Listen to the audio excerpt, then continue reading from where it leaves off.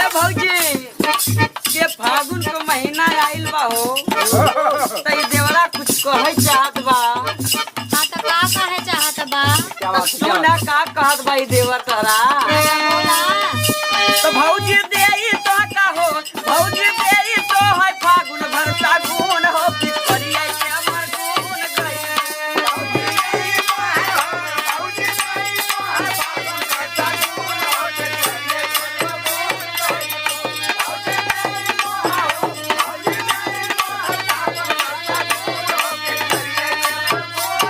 बड़ीला महर बा, बड़ीला महर बा देखे आके डार हो,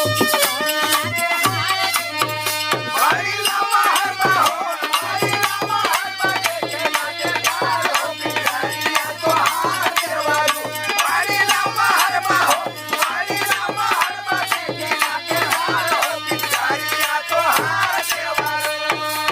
तो सुना ये भौजी ये बड़ा मत होई फागुन ह हाँ हो बिल्कुल ना।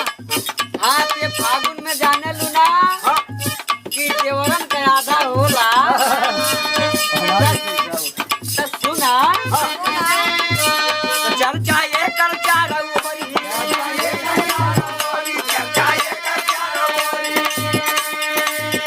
भौजी अवर माला